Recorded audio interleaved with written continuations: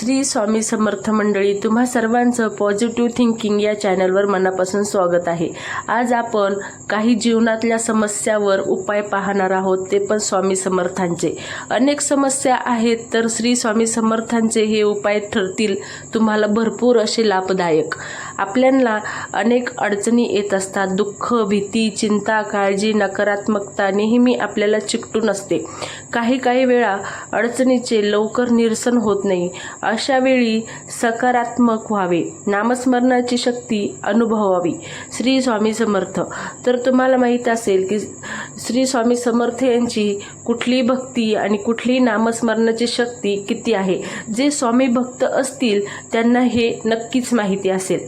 आपल्याला अनेक अडचणी येत असतात, दुःख, भीती, चिंता, काळजी, नकारात्मकता नेहमी आपल्याला चिकटून असते।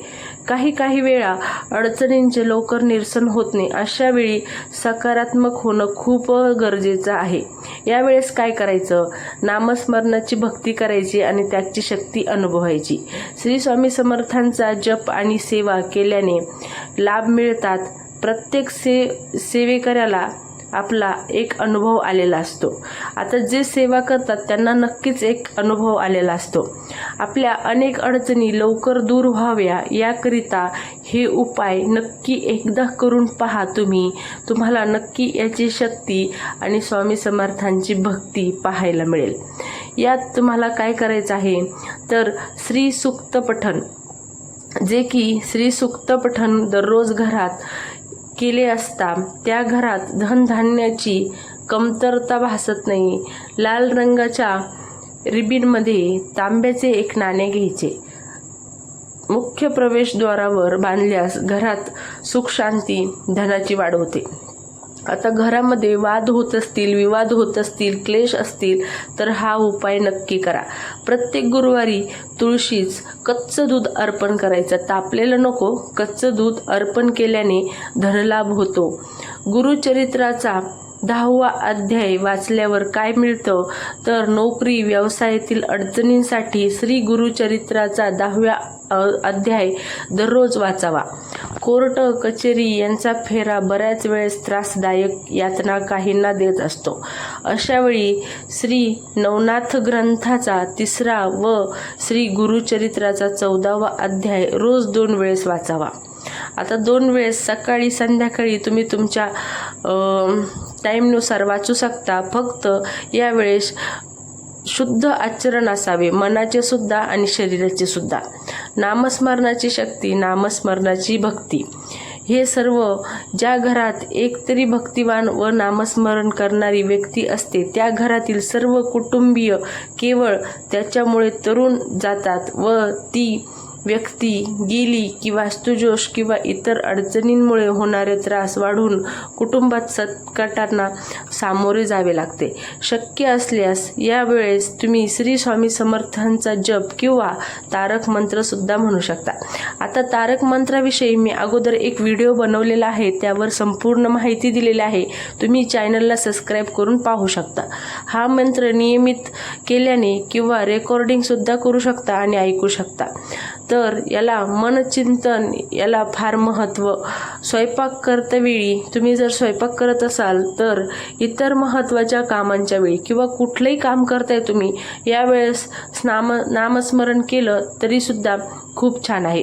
मनुष्य आचार करण्याआधी उच्चार करतो, उच्चार करण्याआधी विचार करतो, म्हणूनच तो मानवी प्रगतीस खरा कारणीभूत ठरतो।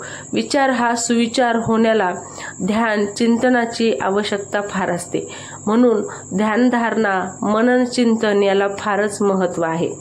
जसं की कुठल्याही गोष्टी करण्या अगोदर आपण भरपूर विचार करतो आणि त्या विचाराला सुविचार करतो। आता बऱ्याच जणांना काय होतं, शांत झोप लागत नाही किंवा सतत डोक्यामध्ये विचार सुरू असतात, आपल्याला काय करायचं सुचत नाही, शांत झोप लागत नाही, अनेक वेळा कामाचा ताण असतो किंवा इतर अडचणींमुळे सुद्धा रात्री झोप लागत नाही। अशा वेळी काय करायचं, आपले जे इष्टदेव आहेत, इष्टदेवतेचे किंवा श्री स्वामी समर्थांचे नामस्मरण करावे। यासोबतच ज्ञानेश्वरीमधला 12व्या अध्यायातील पहिल्या 16 ओळी वाचाव्या, शांत झोप लागेल। हे तुम्ही एकदा नक्की करून पहा, तुम्हाला तुम्हाला नक्की याचा लाभ मिळेल. याची तुम्हाला जे आहे म्हणजे तुम्हाला भक्तीसुद्धा कळेल आणि तुम्ही मनापासून कुठलाही उपाय करत असाल तर त्याची तुम्हाला नक्कीच शक्ती प्राप्त होईल. नामस्मरण श्री स्वामी समर्थ या मंत्राचा सतत किंवा 108 वेळेस जप केला तरीसुद्धा परिपूर्ण आहे. आता हा जप संध्याकाळी सकाळी तुम्ही करू शकता. तुम्हाला जेव्हा वेळ असेल फक्त शुद्ध आचरणाने करा. हे सर्वात मोठे कवच आहे. तारक मंत्र तर सर्वांना तारून नेणारा आहे. आणि तारक मंत्राबद्दल काय बोलणार मी. दररोज तारक मंत्राचे निदान 3 वेळा पठण केल्याने संकटातून मुक्तता मिळते आणि नकारात्मक ऊर्जेपासून संरक्षण होते. तारक मंत्र हा स्वामी समर्थांचा तारक मंत्र हे आपल्याला तारून नेतो. गुरुवार विशेष काय करायचं. गुरुवारी सकाळी लवकर उठून स्वामी समर्थांच्या फोटोची पूजा करायची. चाफा किंवा कुठले पिवळी फुलं असतील तर अर्पण करा. तुळशीला कच्चं दूध अर्पण करा. धनलाभ होतो. आर्थिक संकटासाठी लाल रंगाच्या कपड्यात नाणे बांधून तुम्ही मुख्य प्रवेशद्वारावर बांधा. घरात सुख शांती समृद्धी येते, जसं की मी अगोदर सुद्धा म्हणालेले आहे. पण तुम्ही हे उपाय जे आहेत शुद्ध आचाराने शुद्ध मनाने करा. कोणालाही त्रास देण्यासाठी हे उपाय करू नका. नोकरी व्यवसाय अडचणी यासाठी सुद्धा मी तुम्हाला सांगितलेलं आहे. जसं की गुरुचरित्रातील 10वा अध्याय आणि 14वा अध्याय वाचावा.